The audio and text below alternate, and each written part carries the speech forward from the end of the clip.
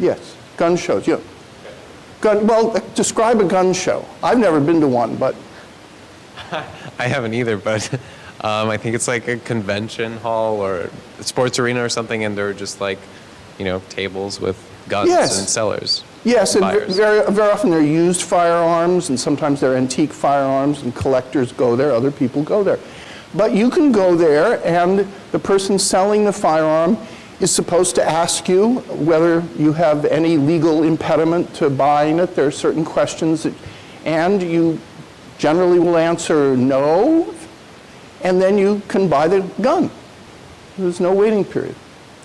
Now, having said that, I cannot say that guns purchased at gun shows have been shown to have been firearms that have been involved in more crimes than the average number of guns. I can't say that. I don't know that there's any data on that. It would be interesting to see it, but no one has ever claimed that. Yet the fact is you don't have to wait. So there's been a continual argument about what some people call the gun show loophole. And some people want to close it, and other people don't want to close it. So the whole gun control situation is extremely complex. And we tend as a nation to say this and that, just as we do on so many issues. The abortion issue is complex, this and that.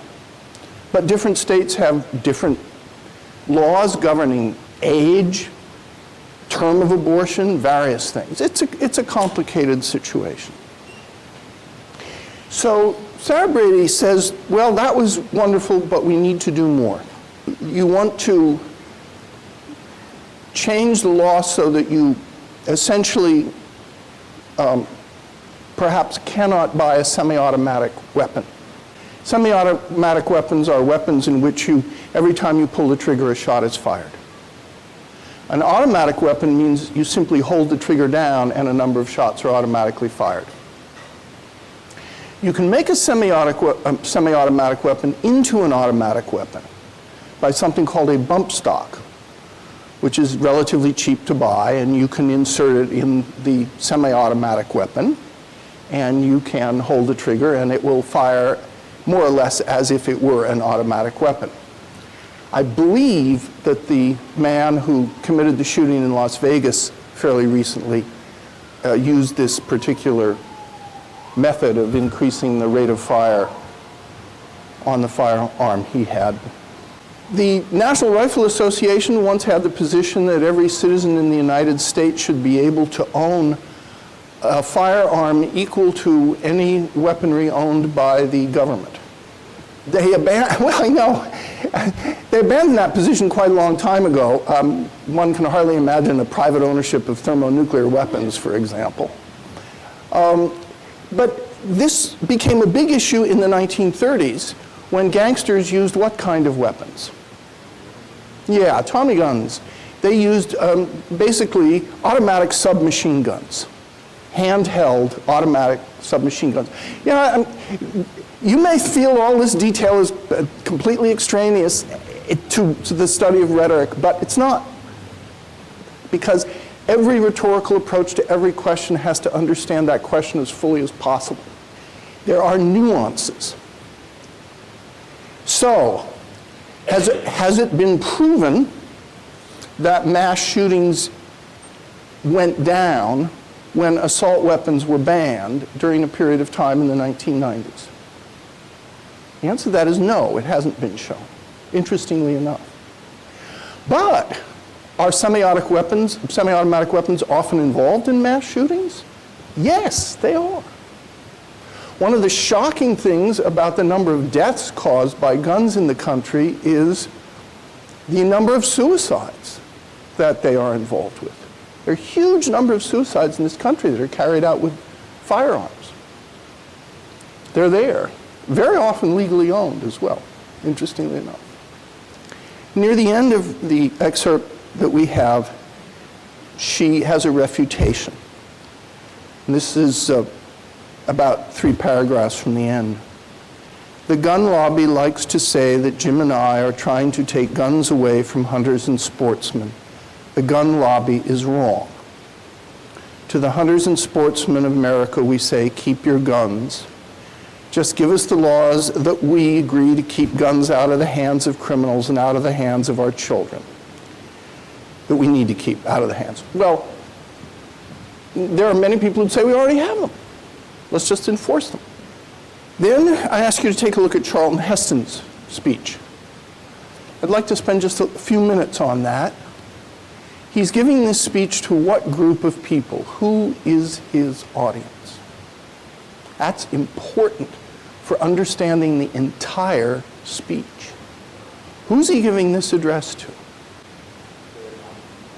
The National Press Club. And where does the National Press Club often have its luncheons? Any idea? Anybody ever watch the National Press Club or listen to it on? Well, they very often have them in Washington, D.C. And the National Press Club invites prominent figures, and that prominent figure may come and make a statement, and then people, the way it used to work anyway, was people would write a question for that person on a note card, and someone would collect all the note cards, and then the person would just be handed that stack of note cards.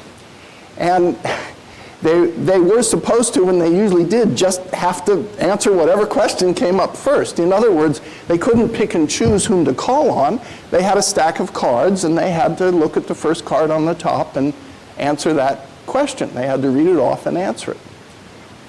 That's a little different than a lot of press conferences that individuals hold, where they can have some freedom of choosing whom to call on and when to, do that. So what amendment of the Constitution do you think the National Press Club would be particularly jealous of and careful to guard? Yes, the First Amendment. First Amendment is about freedom of speech. And the press understandably invokes the First Amendment in many instances when, say, they are asked to reveal a source, or when they are told that what they are doing is not true or improper, or they shouldn't do it. Are there instances in which the press will withhold things voluntarily? Sure. Why might you as an editor voluntarily withhold printing something that you know is true? National security? Yeah, that's a major issue. If you print this, you're going to find out that tomorrow a U.S. military base is attacked.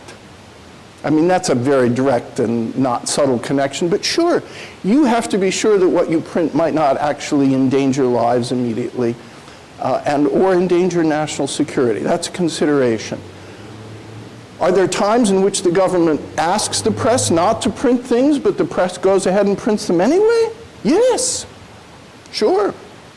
The Pentagon Papers were printed at the time of the Vietnam War. And there were attempts and hopes that they would not be published. There's a recent movie about it. And so this is a contest. But Heston is making what claim in his speech? What is his argument? He's talking to the press club. They cherish the First Amendment.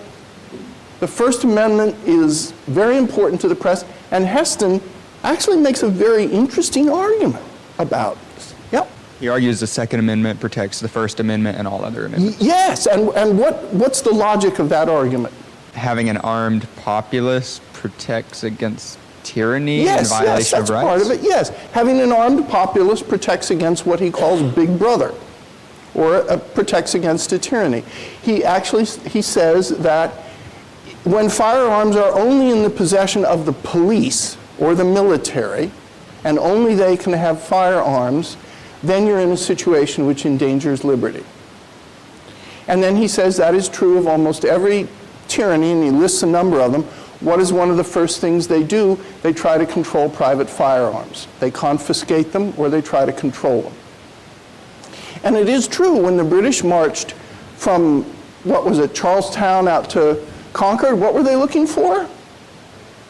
Yeah, they were looking for an armory. They were looking for, where did those pesky colonists get their powder? That's what they were looking for. And Heston quotes Emerson's poem about the embattled farmers standing at the rude bridge that arched the flood in Concord. Go out there sometime. It's a simple train ride, and you see where the British squared off against the Minutemen across Old North Bridge, and individuals were killed. It was a real battle, and it was more than a year before the signing of the Declaration of Independence. It was the beginning of an armed rebellion against the British Crown. Heston has other elements to his argument. What are they? He knows that people aren't going to try to confiscate guns right away. So what is another element of his argument? And this remains a very strong element of all arguments about gun control that want no more additional legislation. There's the idea of like a slippery slope that, Yes. the first legislation is, automatic weapons and semi-automatic. That's, I don't know, and then it just keeps going and going until That's correct. eventually the government. That's exactly right. And, that's an interesting argument, because has there been a history of increasing legislation? Yes, there has been. So let's say you're a citizen of Massachusetts. What do you have to do in order to own a firearm? You have to get a firearm identification card. I think you now have to pay a fee of $100 to do this. That's not chicken feed. People who live in the western part of the state who don't have a lot of money, $100 is a lot. People anywhere who don't have a lot of money, $100 is a lot to pay for the right to exercise your right. I'm not sure, now the courts have upheld this, but I'm not quite sure of any other right that you have to pay $100 for to exercise. I can't think of one. I can't think of a constitutional right that the poll tax, we did away with the poll tax, places that said you have to pay a poll tax in order to vote. That's gone. You don't have to pay a tax. Well, let's not get into constitutional law because I'm no expert on it. But I can't think of another right in which you have to pay. But in some states you don't. So it's different from state by state. It's a whole checkerboard of gun control in the United States. There's federal legislation, but then the states are utterly different. Let me mention a few things about Heston's speech, just features that are in part stylistic, but in part associative and important to pay attention to. He says, not far from the beginning of the address, "It is just as essential to liberty today as it was in 1776. Interesting assertion. These words may not play well at the press club, but it's still the gospel down at the corner bar and grill. What is he doing by using that phrase, the corner bar and grill?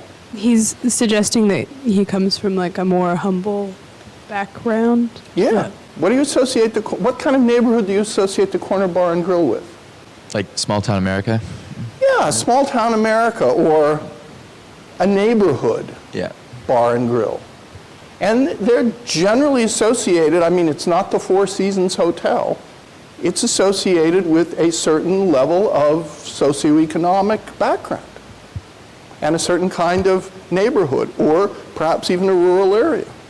And throughout this speech, there is this dichotomy that Heston draws, very subtly but very consistently, between the press club as the elites and individuals who are just down at the corner bar and grill. I'm not passing judgment on this, but I want you to be aware of what is going on rhetorically in this speech. It isn't just a speech about stopping the attempt to control firearms. It is a speech about what he calls a cultural war. He uses that phrase in the speech, a cultural war.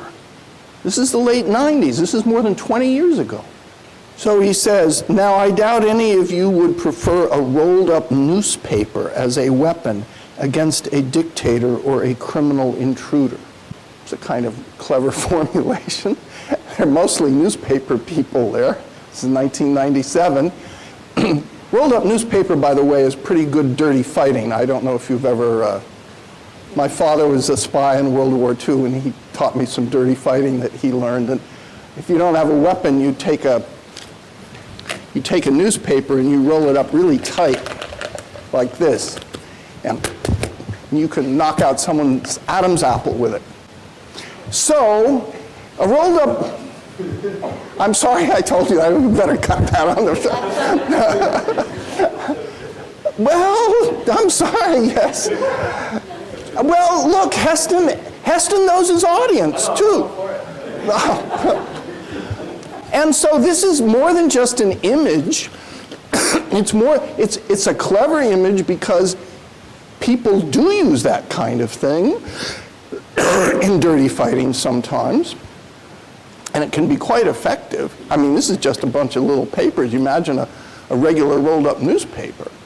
And yet, he's cleverly implicating those at the National Press Club and their newspapers and saying, is that what you'd really prefer? If someone came into your house and threatened to kill you or threatened to, do harm to your children? It's, I think, for many, many people, a perfectly open question. And then he goes on, as part of his argument, to say, what kind of laws are you protesting about? You're protesting laws that actually do limit the power of some members of the press. What members of the press? You may not regard them as members of the press, but they certainly are members of the press, because they sell stuff to the press all the time. It's a very interesting, this is a much more elaborate address in its composition than you might first imagine. He references laws to control the paparazzi. The paparazzi, yeah. Who are paparazzi? You all ought to know who paparazzi are. No? I guess a lot of tabloid newspapers. Yes, and he mentions tabloids too. And does he mention the National Enquirer? I forget, but magazines like that. So, once again, we have this cultural divide. You seem to be okay. You're not protesting too much these laws about paparazzi. Now, what laws about paparazzi were they? If a public figure went out, say, and this happened, for example, to Jacqueline Onassis. She would go out in New York City, and she'd be walking down the sidewalk, and there would be a paparazzi who would be right up in her face, walking all the way down the street. And eventually, the laws were passed that said, you have to be a certain distance away. You have to. These laws are not uncommon. What is another instance of a law in which we say you have to be a certain distance away from someone? Restraining orders? Yes, you can't see someone at all. What's another example? Abortion clinics? Yeah, if you have people outside an abortion clinic, they usually have to be a certain number of feet away from someone who's going to walk there, or at least they have to be a certain number of feet away from the entrance of that clinic. That's absolutely true. So Heston, in doing this, is making the case that it's a slippery slope, it's a complex thing, we've already passed laws, and you must understand that the First Amendment is first among equals. Now that's an old Latin phrase, he doesn't use the Latin, but primus inter pares is the old Latin phrase. First among equals, meaning without this right of people, it will be possible for the government to tyrannize, because people will not be able to resist the government. The government will have superior force. It is good that your text quotes at the beginning of his address, as part of the headnote, the Second Amendment. A well-regulated militia being necessary to the security of a free state, the right of the people to keep and bear arms shall not be infringed. So take a look at that. Take a look at that sentence. It's a single sentence. It's right in that last sentence of the headnote to Heston's address. What are two different possible interpretations of that sentence? A well-regulated militia being necessary to the security of a free state, the right of the people to keep and bear arms shall not be infringed. There are two possible interpretations. At least so it has been argued. As far as I know, it depends on how you interpret the first clause, the preparatory clause, whether that means the states have control versus the federal government, or if that clause, because it doesn't have any action at all, is even relevant at all, and it's just there's a right. And yes, that's one way to look at it. Or